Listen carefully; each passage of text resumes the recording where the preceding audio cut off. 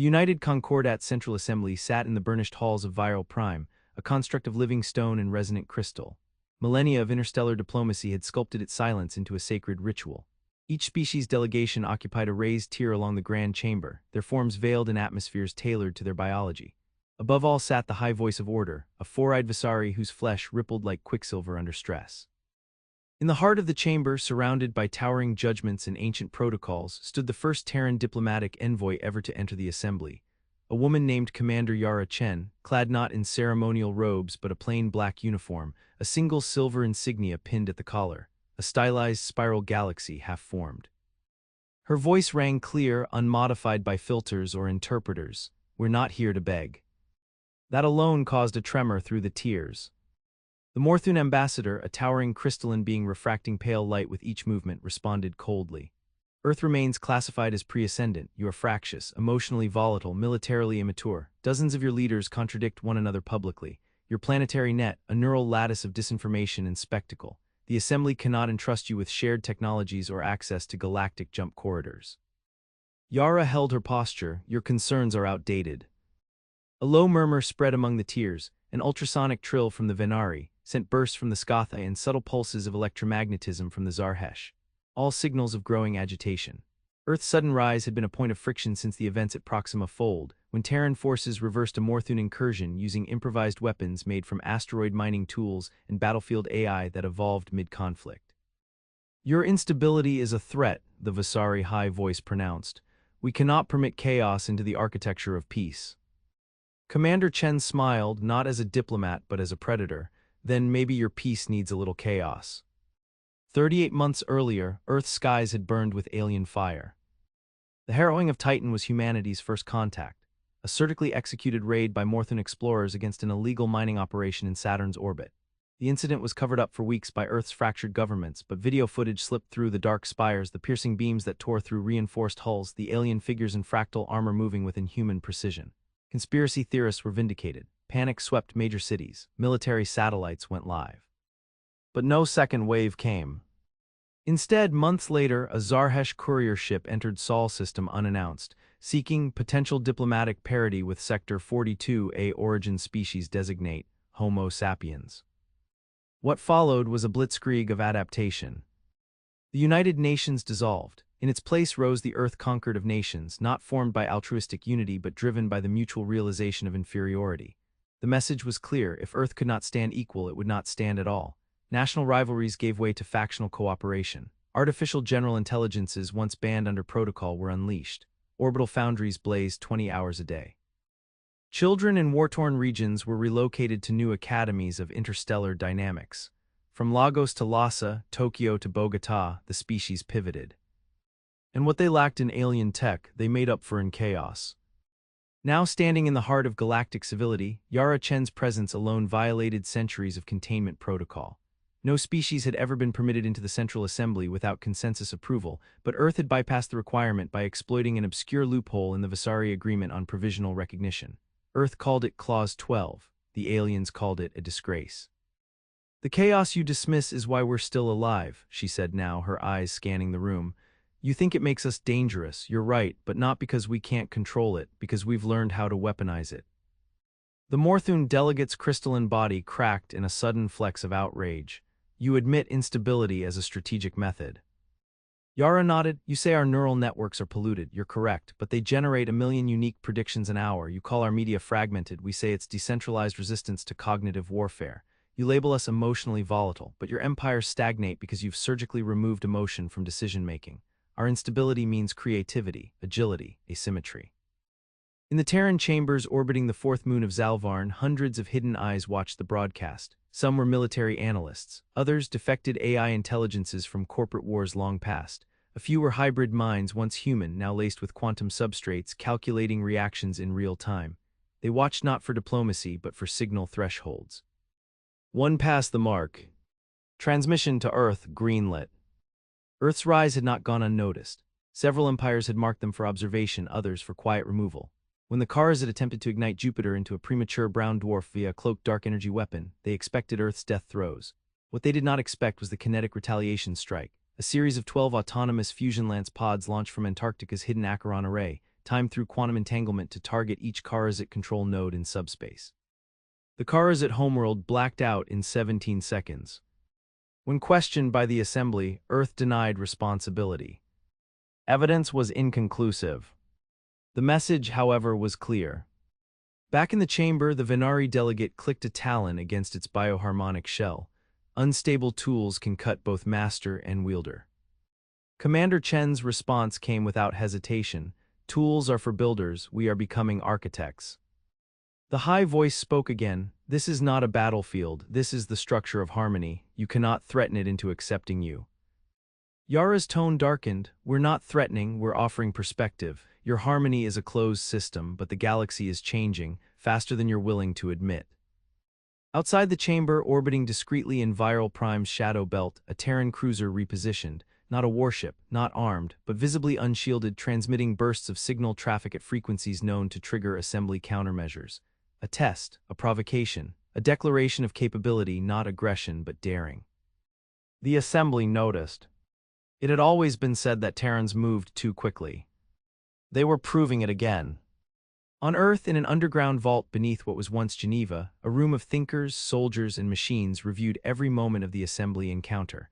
Holograms flickered. Data streams bloomed across air like ghostly petals. A grizzled man with cybernetic lungs lit a cigarette he technically wasn't allowed to have. They won't give us corridor access, he muttered.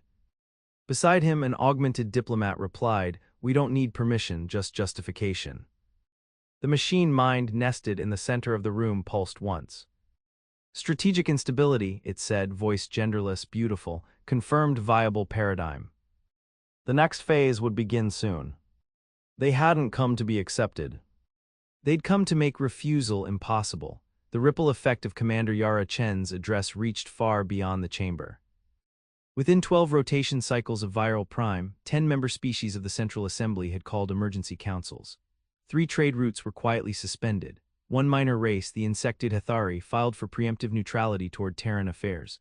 Across the fractured webs of political, technological, and military intelligence that underpinned the Concordat, a silent war of interpretations ignited. Was Earth bluffing, or was this calculated recklessness part of a deeper stratagem? The Concordat had weathered thousands of species arrivals before, but none had challenged the foundational logic of its existence. Earth wasn't just unstable, it was deliberately behaving as if that instability were a kind of advanced state. The Zarhesh envoy, operating from their crystalline mindswarm node above Kelvar, drafted a private communique to the Morthun High Strategicon. We must reclassify Terran instability as adaptive variance. Their unpredictability is not failure, it is their evolutionary advantage. The Morthun dismissed it. 3 weeks later, a Terran recon probe slipped into the Shevka exclusion zone, an interstellar graveyard sealed for centuries due to temporal distortions. It not only survived the incursion but returned with a full scan of a pre-Concordat vault structure previously believed to exist only in myth, the first architect's node. Data within revealed galactic constants were not constants at all. They were enforced conditions, maintained by the Concordat's own stabilizer network. The implication was immediate. The Concordat hadn't been preserving peace, it had been enforcing stasis. Earth made the findings public within 12 hours. They didn't attempt to decode the vault, they didn't need to. They wanted the galaxy to see the lie. In a subterranean command citadel beneath Patagonia's southern plate, a council gathered, not of politicians, but of tacticians and systems architects. No names, no titles, just node designations and mission identifiers. Reaction to the node release, asked Directive 8, a former Martian orbital governor turned strategy AI hybrid. The Venari have suspended border encryption along 5 minor corridors. Sci-Fi data networks are fragmenting under internal revision protocols. Concordat cohesion metrics are down 17.3%. Directive 8 blinked, good, now burn our own platforms. Silence. A smaller voice, burn them, sir. We let the Concordat find the probe control archives, then leak flawed schematics through dissident channels. They'll think they're sabotaging us. They'll think we're panicking, it fits the pattern. Another voice, digital but emotional, strategic instability sustained. Directive 8 nodded once, begin phase iridescence. Meanwhile, in the shattered orbit of the Lurian fractal belt, a rogue fleet made contact. They called themselves the Vakta remnants, non-aligned survivors of an old civil war the Concordat had erased from historical records. Pirates, terrorists, exiles, they had no world, no cause, until Earth offered them something better than mercy. A role in history. The meeting was arranged through an anonymous signal burst in a pre-singularity language. Not allies, not servants, disruptors, join us.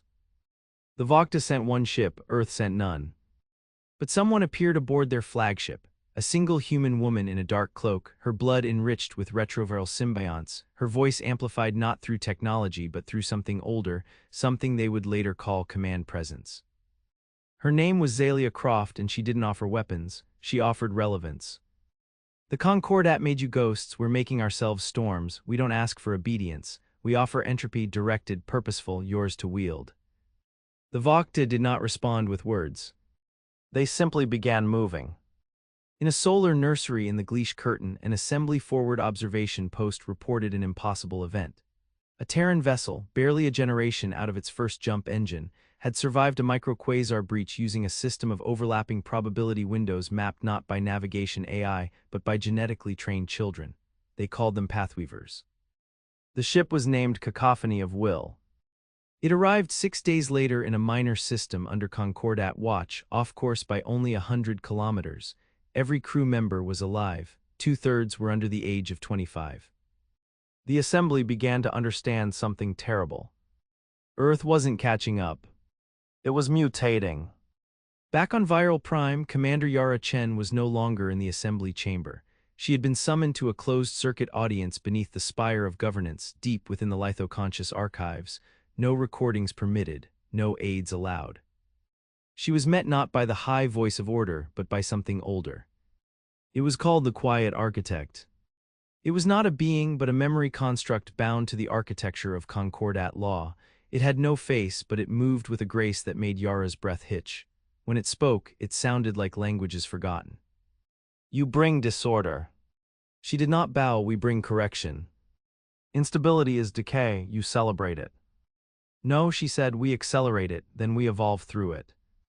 The architect circled her, or perhaps the walls did. You wish to remake the assembly. No, Yara said, we plan to render it obsolete. You will be resisted. We count on it. The architect's voice dropped into something intimate. You believe chaos is strength, but chaos without control is extinction. Yara's voice matched its weight. We're not chaotic, we're alive. Elsewhere in the Concordat's core territories, dissent spread. Younger species began to question the long, patient stagnation that governed them. Data leaks attributed to Terran sympathizers began circulating, logs of Concordat operations that had sterilized worlds, manipulated timelines, erased revolutions before they bloomed. What Earth had endured in a few centuries, others had been denied entirely. Now they demanded the right to evolve. Riots broke out in the floating cities of Ixer. A dozen Scoth hives refused compliance resynchronization. The Valari mind chain suffered its first recorded schism in 40,000 years. And in the shadows of this unrest, Terran operatives made contact. Not to lead. To ignite. In low orbit above Keladra VI, a Concordat fleet blockaded a newly rebellious member species, the Telia. A single Terran vessel breached the perimeter at relativistic speed, deployed a viral payload through subdimensional packet, and departed in less than 22 seconds. The viral payload was not a weapon. It was a manifesto. 10 million Telia downloaded it. 1 million died resisting the neural overwrite. 9 million rose with a new doctrine. Stability is a prison, instability is a path. Earth wasn't fighting the Concordat. It was infecting it. At the edge of known space, a transmission beacon flared to life. Its language was untraceable, its cadence was human, its message impossibly addressed not the present, but the future. We are Terran, we are divergence, we are the unwelcome pattern. If you hear this, it means we failed to convince them, or we succeeded beyond control. Either way, disruption is the seed, protect it, evolve it, and never stabilize. The message repeated, then changed, then fragmented. Somewhere in the galaxy, someone heard it, and began to question everything. In the Gulf of Etherian, where entire solar systems were locked in mutual gravitational equilibrium, the Assembly's emergency fleet gathered for what was termed a stabilization operation. On paper, it was a policing action to suppress civil unrest. In reality, it was a war council, hastily assembled, fractured by doubt, and bound together only by fear. The fleet's admiralty included 37 species, each with their own combat doctrines: the Velari, who moved in psychic formations; the Scifi, who liquefied gravity to fracture enemy hulls; the Morthun, pristine and methodical, whose every ship was identical and every pilot surgically emotionless. Against them, Earth had deployed nothing visible. Yet worlds were still falling out of alignment. In orbit above a blue-white gas giant named Kraves, an unmanned Terran relay drifted just beyond sensor threshold. Inside, a sentient algorithm ran a single-loop simulation, a recorded battle between 3 outdated human fighters and a Concordat skirmisher squadron. The human ships had won using gravitational slingshots, falsified sensor echoes, and a suicide run that had no rational tactical logic. The algorithm had one instruction: distribute this pattern to every border world harboring resistance. It was no longer a question of hardware. Earth had made unpredictability an export. Back on Earth, the conquered of nations was no longer a political entity. It had become an operating system, Terran Core Directive, Echo. No central authority, no prime minister, no president. Instead, layers of networked intelligence, military, diplomatic, ideological, coordinated chaos pulsed through secured quantum entanglements and outdated optical cables alike. Even the architecture of command had become unstable by design, adaptable by necessity. In a facility buried beneath the Sahara's southern crust, Yara Chen stood before an audience of no one and everyone.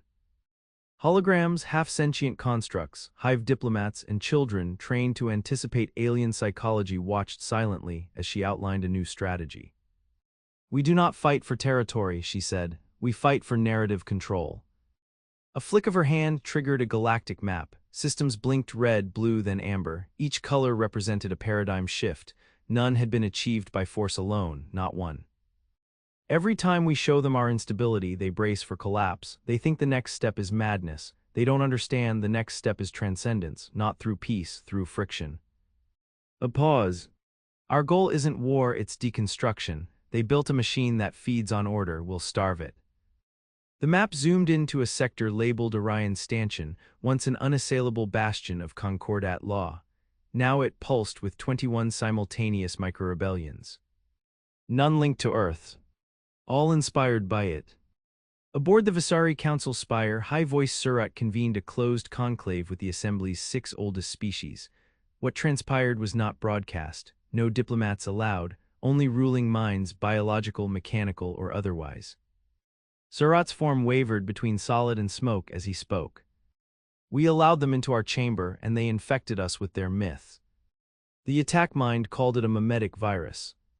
The Drellin warden called it a sociological contagion.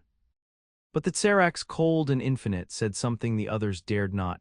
It is not merely myth, it is a new evolutionary algorithm. They are behaving not as a species, but as a galactic archetype, the disruptor."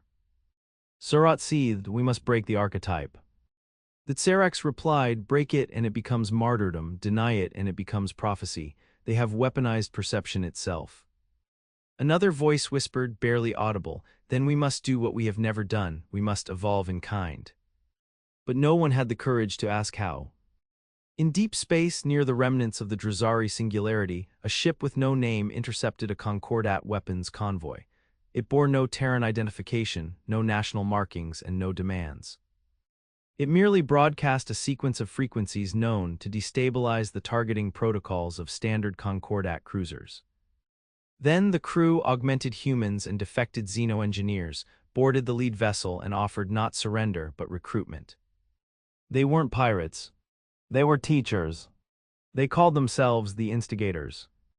They didn't take prisoners, they liberated certainty.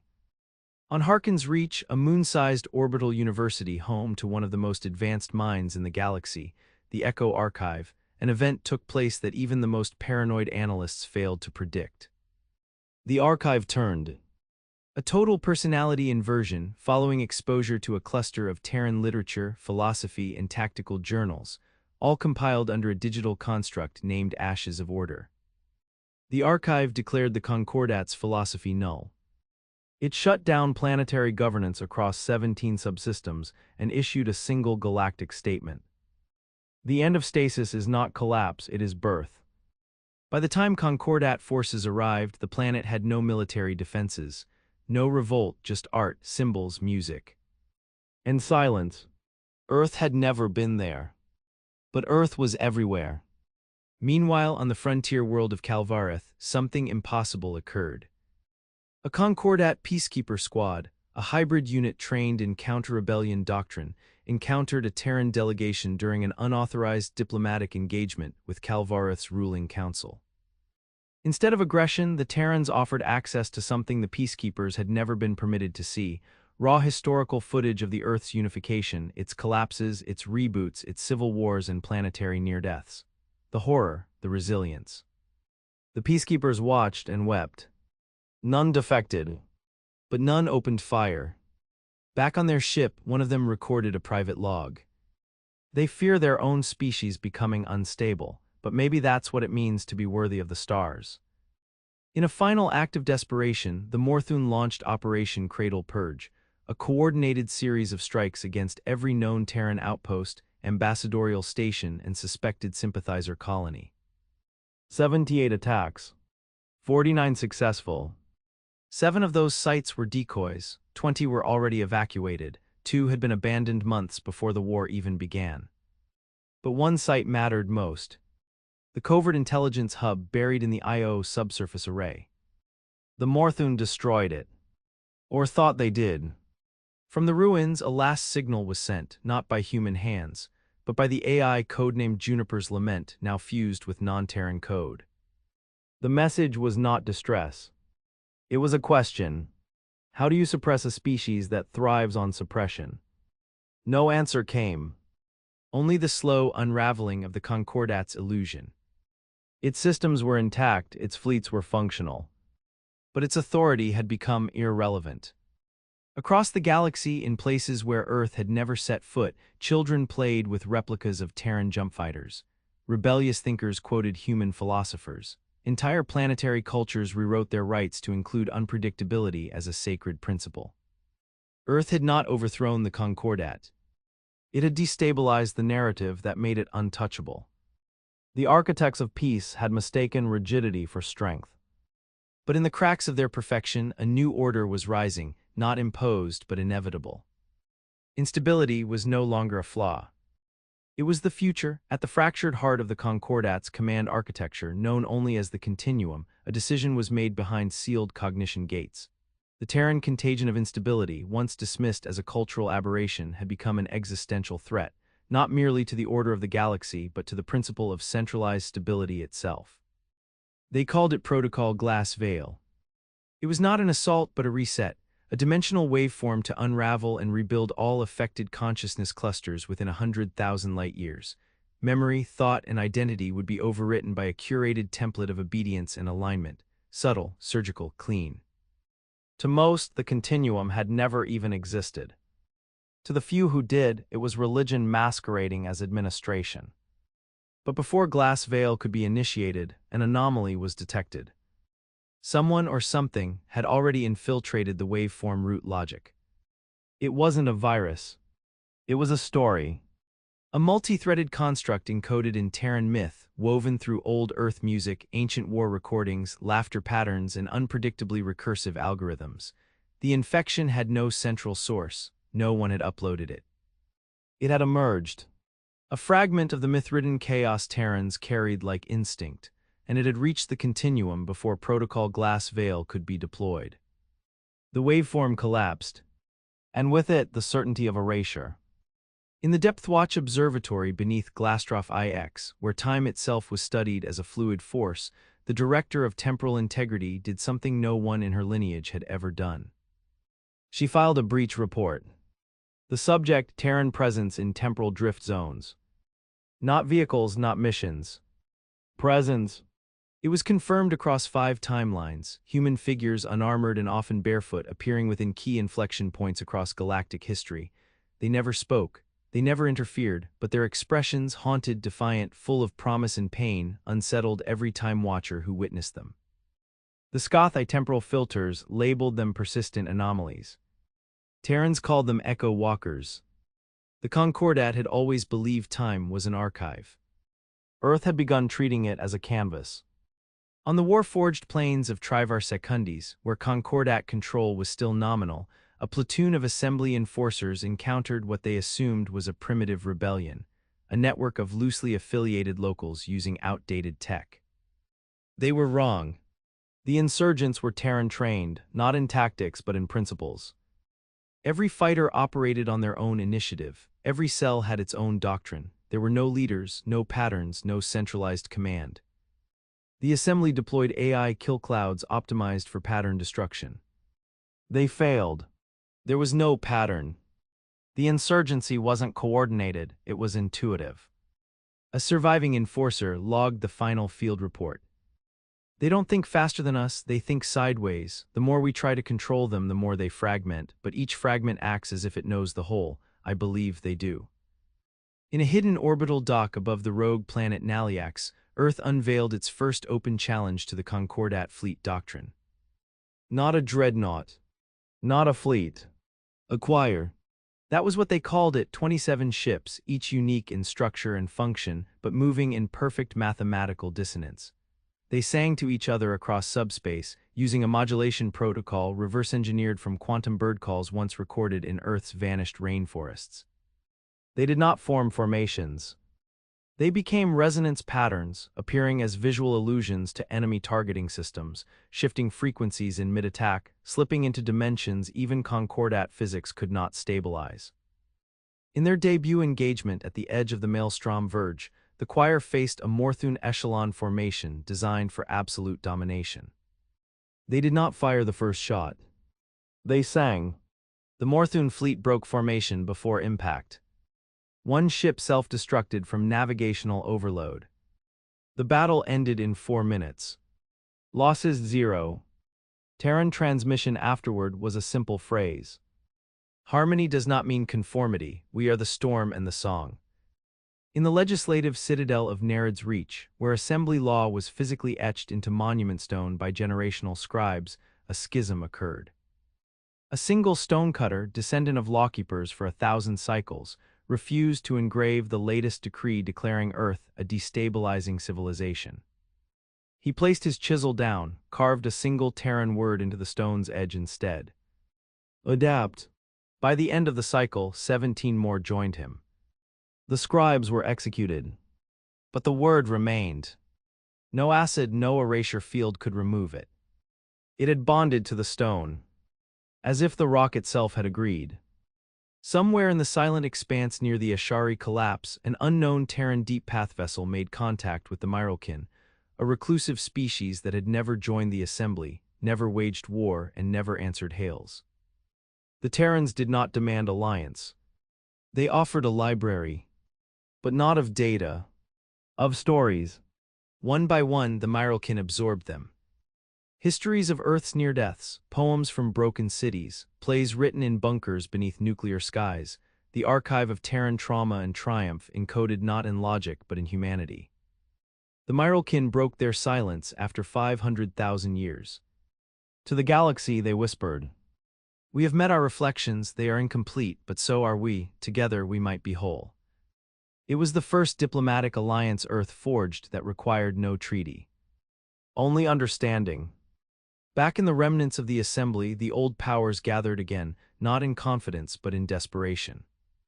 Yara Chen returned. She walked through unguarded doors. No one stopped her. No one could. She stood in the center of the hall not as a representative of Earth, but as a manifestation of something far older than civilization, the right to change. Concordat, she said, you feared our instability, but your fear was always misplaced. Her voice quiet now, intimate. You were never afraid we'd bring chaos, you were afraid we'd survive it, thrive in it, prove that your way is not the only way. 1,000 delegates watched. Not one moved. We came here to earn your respect, she said, then we realized we didn't need it. Behind her not soldiers but children, students, hybrid minds, poets and engineers walked in, unarmed, undeterred. Not conquerors. Heirs. Yara turned and began to leave. At the door she paused. You built a galaxy where nothing changes. We are change, we are the future, and the future doesn't wait for permission. She walked out, and the assembly didn't fall. It faded, the galaxy did not end. It reconfigured. Long after the assembly's final resolution, an unsigned document buried in an archive no longer visited, the structures that had defined the Concordat faded from function. Not through war, not through revolution, through irrelevance. In the absence of central order, fragmentation was expected, collapse was predicted. Instead, emergence occurred. Not from the old powers but from the intersections Earth had touched, from the worlds that had once feared Terran instability and now used it as compass. The Telia organized their governments around contradiction, multi-chambered legislatures where competing truths coexisted. The Scothe hive minds fragmented willingly, embracing individuality and finding new forms of collective harmony. The Vakta, once outcasts, became galactic mediators, not through diplomacy but through shared trauma and volatile empathy. The Concordat had defined civilization as order. Earth had taught them evolution could only begin in disorder. From the icy plains of Europa, a signal launched into the galactic lattice, built not by Earth's ruling elite, there were none, but by a generation born after the first assembly encounter. They called it Project Argo. It was not a military initiative. It was an invitation. A distributed network of learning, ungoverned by species or hierarchy. Every world that had once rejected Earth now received a terminal, not a weapon, not a threat. A door to Terran methods, Terran madness, Terran resilience. The first species to enter fully were the Ixari, a race that had spent 5,000 years in ritualistic stasis. Within a single planetary cycle, their art, language, and science mutated into forms never before seen. They sent a message to Earth. You were right to be unstable, we were wrong to be still. Not all chose to adapt. The Morthun fled into deep void, building Dyson fragments around dead stars. Their philosophy calcified further, becoming less about control and more about denial. In their last known broadcast, they declared the galaxy irretrievably tainted by human entropy. None responded. Their systems went silent. They had removed themselves from the future. Earth had not destroyed them. It had simply left them behind. From the wreckage of the old galactic core, a new kind of order rose. Not centralized, not permanent, not perfect. Nodes of influence, learning, trade, and defense, linked by shared adaptability, not allegiance. A patchwork of chaos-engineered cooperation. The old Concordat corridors, once defended with fleets, were now open, unpredictable but navigable to those who embraced flux. Earth did not rule it, but it was everywhere within it. Sometimes in language, sometimes in music, often in methodology. And always in myths. On a world near the galactic edge, once sterilized by Concordat law for being non-viable, children played among the bones of ruined sensor towers. They wore paper wings and chanted a song in a language that wasn't native to their species. It was English. The words weren't understood in detail. But the meaning, like all myth, was absorbed through rhythm and repetition. Burn the maps. Break the stars. Build the path. We are ours. When Terran anthropologists arrived decades later, they were told the children called themselves the Wandered. Not a race, not a culture. A tendency. Somewhere beyond the galactic fringe, the first FTL-capable Terran vessel designed entirely by alien hands took flight. Its builders, Telia, Vakta, and Venari artisans working together, named the ship Unstill Grace. It bore no flag. But on its core panel, etched in alloy, was a quote from a human named Kyra Jin, one of the early pathweavers who had died mapping the Shevka exclusion zone. Instability is just the name we give to freedom we don't understand yet. The vessel disappeared into dark space. And every civilization it passed recorded anomalies in their observatories, patterns of light that refused to conform, trails of brilliance no algorithm could forecast. The skies, like the future, had been made wild again. In a garden deep under what was once Luna's south pole, Yara Chen knelt in silence. There were no cameras, no diplomats, no orders to give. Just her and the plant life genetically restored from Earth's pre-industrial archive. She whispered to the soil, not for ritual but for remembrance. A child approached, not more than 10, carrying a book bound in flexible solar cloth. She had eyes like Yara's, not by blood, by experience. Was it hard, the child asked, becoming part of everything? Yara looked up, the lines in her face maps of conflict and compromise. It wasn't about becoming, she said, it was about never stopping.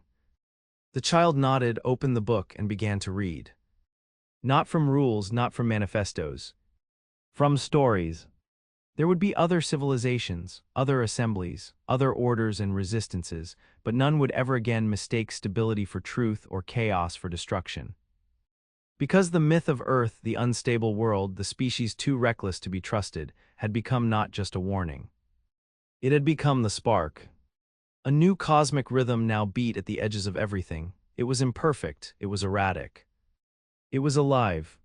And it began where all revolutions do. Not with power, but with defiance.